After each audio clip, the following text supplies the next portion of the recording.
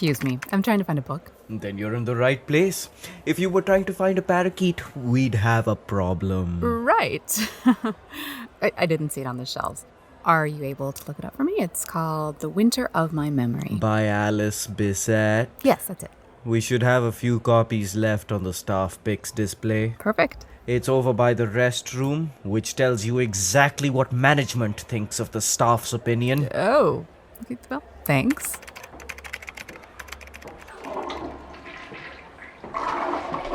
Aha, here it is. That's an amazing book. Is it? Oh, yeah.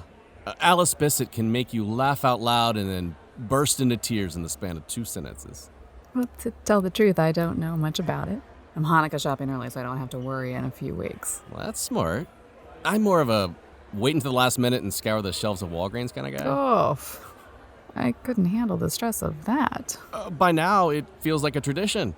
You know, standing there in the fluorescent light, having to decide between a battery-powered dancing snowman and a microwavable pasta cooker. So, who's the book for? Well, my niece. But now I'm thinking about it, she goes from laughing out loud to a puddle of tears pretty much on her own. So maybe this book is overkill. No, she'll love it.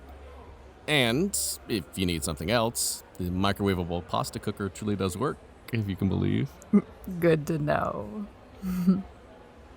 So, what's The Winter of My Memory even about?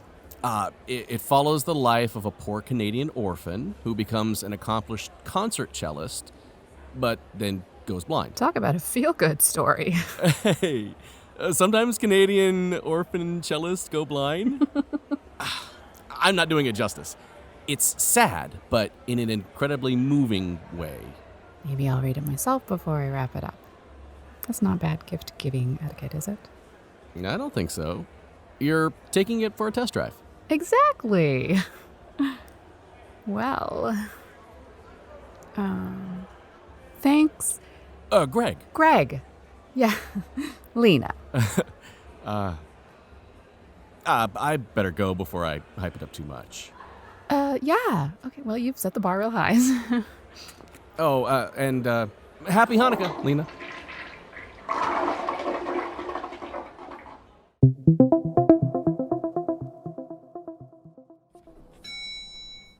Our hands are tied here, Wendy. I don't know what to say. Partridge has already filed suit. Look, I'm about to get on an elevator, so you're going to lose me, but I'll call you back when I get to the office. Hey, hold the door. Thanks. Greg? Yes? Oh, wow. Lena. Do you work in this building? Yeah, I'm at Foster Waterbridge and Smith on 8. Oh, I'm in Renegade on 12. Here we go again. You'd think they could figure out how to fix this by now. Apparently they need a part that was discontinued in 2004. I've spoken to the building superintendent personally, and he assures me the elevator just likes to take little naps. Wonderful. I started reading The Winter of My Memory, by the way. And? It is fantastic. I must have gone through 2 whole boxes of tissues by now, but somehow it's also laugh out loud hilarious. My neighbors must think I am having a complete nervous breakdown. See, what did I say? You were spot on. You know something? I felt so stupid the other day when I left the bookstore. Stupid, why? Because I didn't ask your phone number. Oh. I thought I'd be scratching my head for weeks trying to figure out how to track down this totally charming person, only knowing her first name was Lena. Well, this is your lucky day then, isn't it? Do you like the ballet? Yeah, no. At the risk of sounding like a uncultured oaf, I'll admit, I have never been. Neither have I, actually. So we're just both oafs. But the city ballet's putting up a minimalistic interpretation of the Nutcracker? Minimalistic how? Fewer nuts? Something like that. I got tickets through a client that I wasn't planning on using, but I'm thinking maybe now I should, if you're interested. Hey, if it's really terrible, we'll have something to laugh about. Well, that sounds great. Let me give you my phone number this time so we can stop relying on coincidence. Right. Just like that. Nap time's over.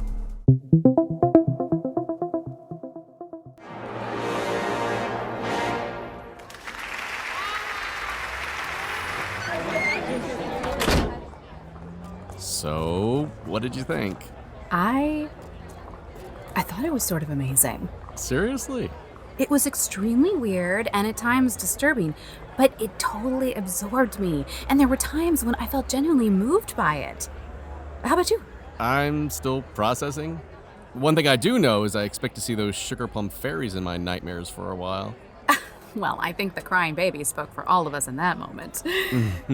Thanks for bringing me, even if it was a bit more than we bargained for. I'm glad you liked it. Do you want to walk for a little while?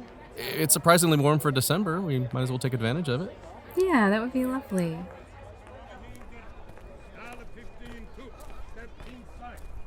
So, tell me about yourself. Oh, okay. Anything in particular? Anything you want to tell me? All right, let's see. I am an optimist. I worry too much about pleasing people. Big old family, youngest of 8. 8. I'm lucky I got to use a bathroom as a child. Okay, your turn. All right. I'm a terrible liar. I'm a realist, but I think people are generally good. And I have a 5-year-old son named Max. Wow, you have a son? I mean, that is great. I love kids.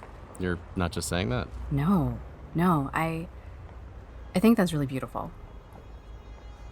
What about your... My ex? Mhm. We're on good terms. She and I just realized we make a terrible couple.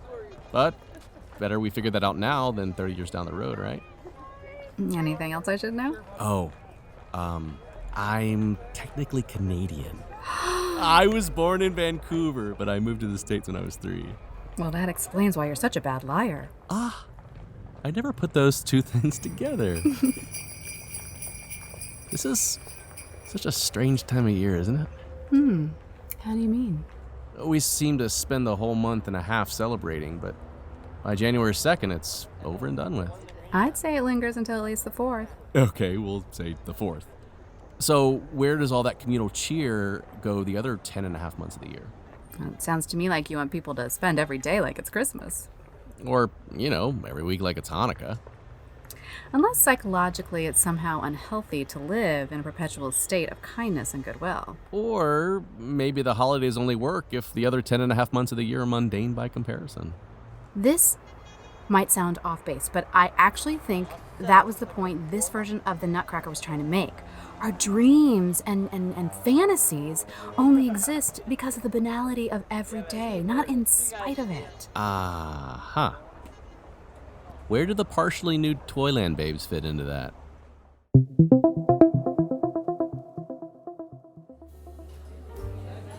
Madame, monsieur, le tour de Beaucastel, Châteauneuf-des-Papes. Sure. Very good. Your first course will be served shortly. Cheers. What should we toast to? 2 coincidences? And the great writer Alice Bisset. I'll drink to that. That's an interesting aftertaste. I'm tasting notes of cheese. It's wine. I'm drinking it. Oh, did you finish the book? Last night. What an ending. I couldn't fall asleep. It kept me up rethinking everything. I know. That's some twist. She was never blind at all. But she had to pretend to protect herself from Malcolm. I would have probably done the same thing in her shoes. That's what makes it so perfect. Oh, speaking of, my niece Shayna, the one who the book was for to begin with, she's having a Hanukkah party on Thursday. Oh, your nieces? Yeah, and I thought maybe if you're free, you might want to come with me. I see.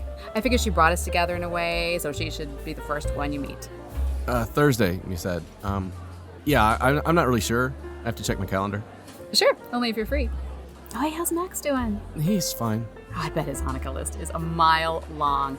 I know at that age, I was asking for every doll in the Toys R Us catalog and a few petting zoo animals, too. What did I plan to do with a goat? I'd rather not talk about Max, if that's all right. I'm sorry, did I say something that upset you? Well, it's just... Is this going a little too fast? I didn't think we were at the meeting each other's family stage.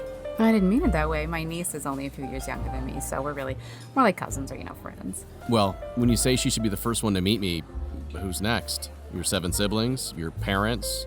Your great uncle twice removed? I am not saying we should take a tour of the family tree. I just thought things were going well between us and you'd want to meet some people in my Max world. isn't like that for me. It's gonna take a long time before I trust someone enough to let them in his life. I know that. I never said otherwise. It felt to me that's where this was going. I honestly don't know what gave you that impression. Madame, monsieur, your escargot est de soupe à l'oignon. Are you ready for this? For our appetizers? No. A relationship. What I'm saying is, can you imagine a point in the future where you might want me to meet Max? Like when? A month? 6 months? By next Hanukkah? It's not that simple, Lena. Where are you going? I'm sorry, I am cool with you being a protective father. In fact, I think it's great. But it looks to me right now like you're using your son as an excuse for your own fear of commitment. Happy Hanukkah. Shall I bring you the check, monsieur? Sure, thanks. As I often say, l'amour is like an old shoe. Sometimes it fits, and sometimes it stinks.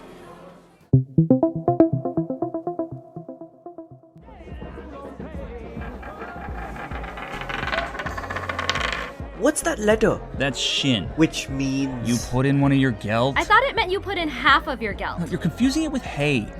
That's when you take half of the geld in the pot. Why even bother with the game? Can't we just sit here and eat the chocolate coins in peace? Lena? Is that you? Hey, Zev. Oh my gosh. I probably haven't seen you since, I don't know, Jen Moskowitz bar mitzvah. How are ya? I'm good. I just moved back to the city. I'd been working for a few years in New Mexico, but this is much more my speed. Fewer crystals. Welcome back. It's good to see you. By the way, have you seen my niece? I lost track of her. I think she's making latkes. That explains the odor. Oh, wait. There she is by the door. With a new friend, it seems. Come meet some of my friends. Zev, Aunt Lena. This is Mandy. She's a doctor. Hey, how's it going? Hi, Dr. Mandy. Zev's my best camp friend, and Aunt Lena's my aunt. Her young, interesting, fun aunt. Nice to meet you both. Is Greg on his way? We're moving on from Greg. I'm sorry. Don't be. Didn't you hear? I'm young, interesting, and fun. So fun. Let me get you a drink, Mandy. Sorry about Greg, whoever he was. Thanks, Zev. Hello? Hey, it's Greg. Can I help you? Could you buzz me in so we could talk? What are you talking about? I came to the address on the Facebook invite. I'm sorry, I know that's creepy, but it was public. Unbelievable.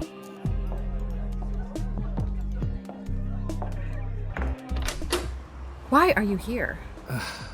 I'm here because I'm sorry. You're sorry. Great. I'm sorry for using my son as an excuse for my fear of commitment. I'm sorry for being abrupt and rude and disrespectful. Most of all, I'm sorry that I nearly threw away this amazing thing that we're just getting started. This thing that feels almost too good and too unlikely to be true. Now, I know I'm not usually big on second chances, but if we didn't get a second chance at the start, we'd just be two strangers who had a conversation in a bookstore. So, you can throw me out on the street, and I won't blame you. But I'm hoping you'll invite me in to at least meet your niece and maybe some of your friends too. Take your time. I'm thinking. You make a compelling argument. And because it's a season for goodwill and kindness, I'm willing to give you a second chance. But if you think things are moving too fast or too slow, just say so. It'll save us both a lot of trouble. That's all I ask. Any advice before we go in? As far as your niece goes? It looks to me like she might be otherwise occupied tonight, if you know what I mean. Oh yeah, and don't eat the latkes.